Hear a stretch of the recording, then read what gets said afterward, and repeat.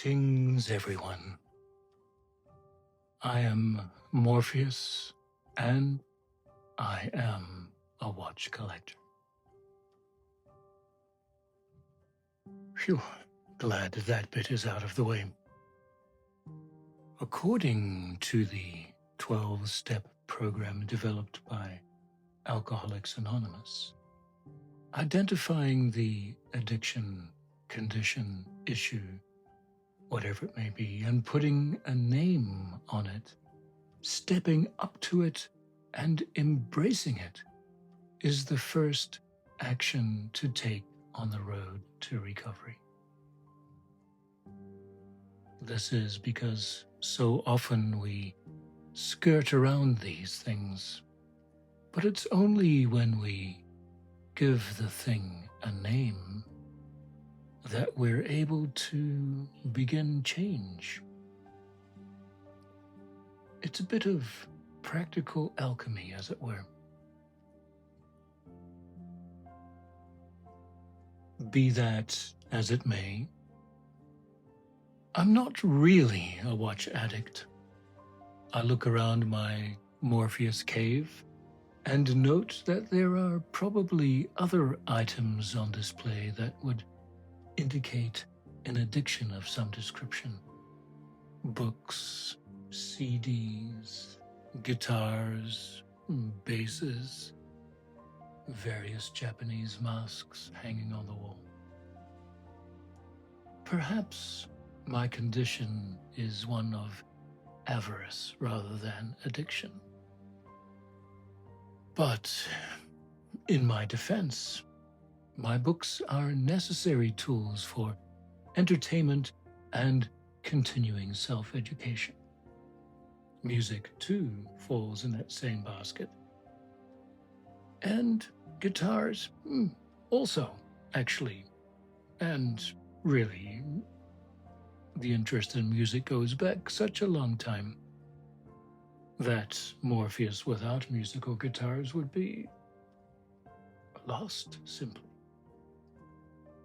And getting back to these guitars, which I may talk about one day, of course they're all different. There's some electric, and there's classical, a couple of classicals, different makers, different woods, different results, all that kind of thing. And most recently, lots of efforts in the bass department, much to the consternation of my wife, blessed be she. But anyway, I could go on about basses and guitars and things, but this little excerpt is about time. You may ask, why is Morpheus concerned with time and its passing, seeing he is immortal after all? Well, even demigods need a hobby. To clarify, the interest is not in the concept of time itself, which is nothing more than a human construct, but in the gizmos of measurement developed over such a long period. And to refine that further, no plastic, no batteries, no digital, leaving only analog, spring-driven, wind-up or automatic with minimal complications. You may think I'm being overly simplistic and specific, but complications add cost.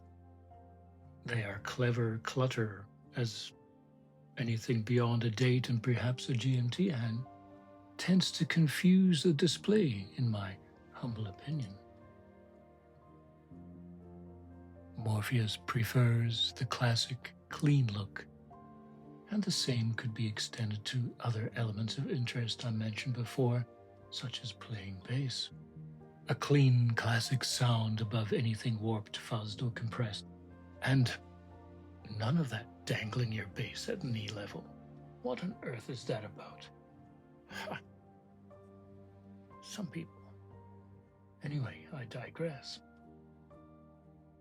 Without a watch, Morpheus feels naked. As without a hat, Morpheus is hairless. So these things aren't cosmetic or decorative. They're just a simple necessity.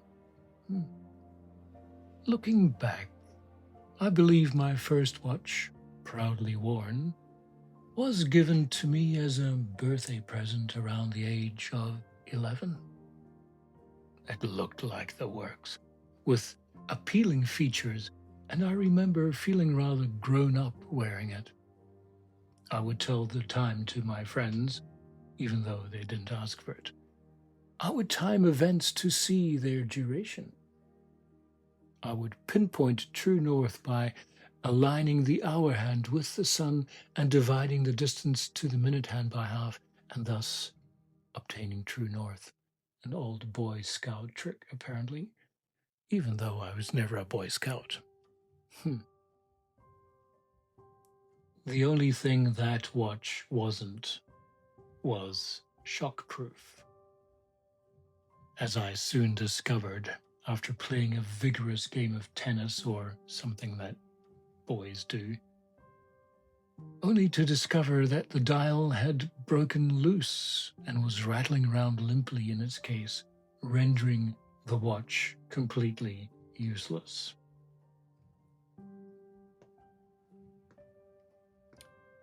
Morpheus was disappointed and beside himself, questioning whether or not his father in this life had only bought him a toy for a boy, rather than a chronograph fit for a demigod. People make mistakes. But just to get even, I borrowed his prized Rolex for a bit. Not quite sure how long that bit was. It seems a little bit vague at present. But I noticed after a while that he was less of a man without it. And so I returned the watch to its true owner. Such true lessons in life are rare, but figure importantly, don't you think? Plastic digital contraptions proved entertaining for a short spell, but somehow I knew that it was up to me to secure a real timepiece from the fruit of my labors. Plastic, battery-driven, mass-produced factory lineups didn't figure. And to this day, I guffaw at those fancy crystal-encrusted fruit-named watches that sync with everything from their phones to their computers, telling them the number of steps they've taken, the state of the body, and the number of times they have evacuated their bowels, nonetheless. Where do we draw the line here? I say, enough of this. Let's live in the much less complicated world of analog and appreciate the craft of the craftspeople, authentic creators, and live music. I seem to be getting a bit off topic again. No matter.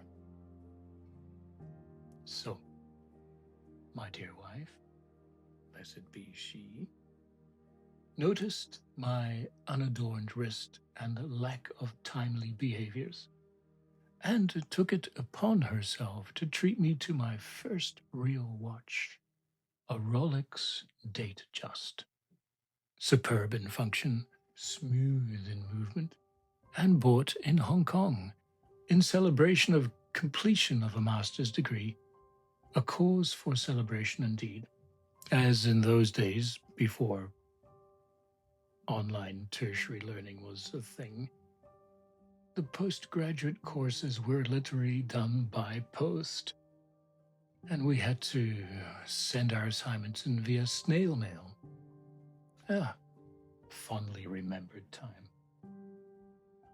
It seems, as I'm writing this, or reading this, whatever I'm doing, is that Morpheus is getting a bit sentimental about the past. Perhaps revealing his true age.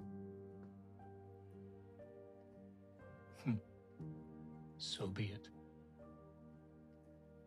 satisfied Morpheus was with this classic timepiece. It reminded me much of the Rolex that I had briefly borrowed from my father earlier on in my life. Satisfied, yes, for rather a long period of time, until I heard about the spring drive. Ooh, what an invention. Developed by Seiko, the same company that knocked a hole in Swiss watch sales by introducing the quartz watch in 1969. Try saying that little tongue twister again if you can. Swiss watch sales. Swish watch sales. No, you get the idea. Swiss watch sales. Swiss watch sales. Swish watch sales. So, spring drive takes the mechanical energy from a wind-up spring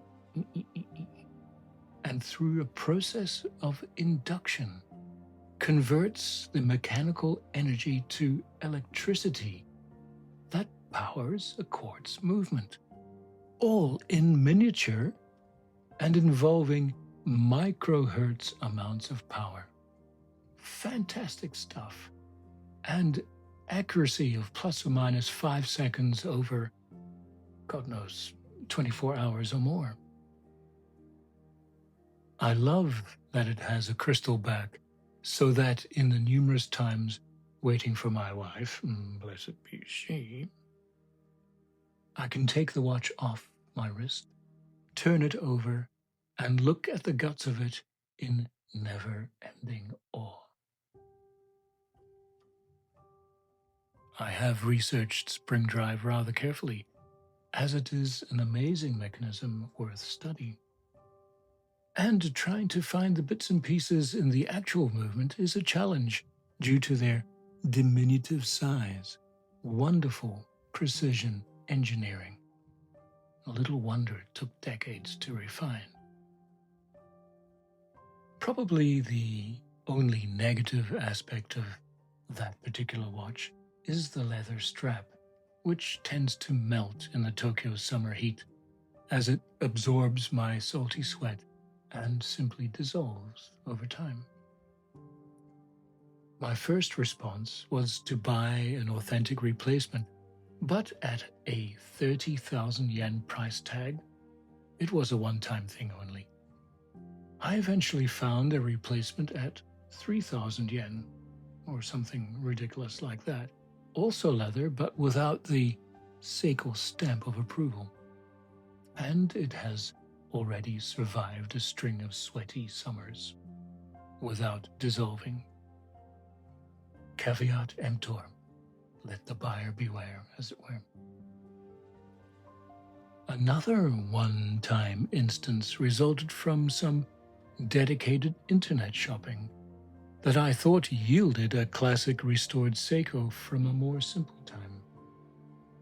Upon arrival and inspection, Morpheus, to this day, is not entirely sure if it is authentic or some copy. I suspect the latter. Even now when I look at the dial, it seems to be made of some cardboard-like substance. Better not to dwell on that for too long. There are some other chronometers that I could spend your time blabbering on about, but I shall resist. Maybe by now, the dulcet tones of Morpheus have caused you to drift off into blissful relaxation and recuperative sleep. All well if that is the case. But if not, then make room for one more masterpiece. The Kuoe Oldsmith.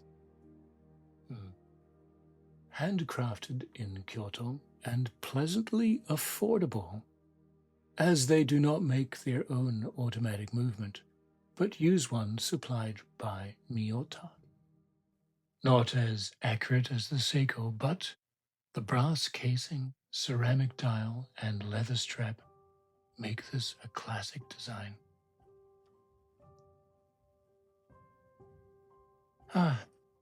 Such simple things in life are a good thing for sure. But don't let these wee things fool you. There are movements now called coaxial escapements, and above that, the amazing tourbillon. In the end, if you get hooked on this stuff, you will have to decide between your house and home or the height of miniaturized engineering that fits unobtrusively on your wrist. I know which one I would choose.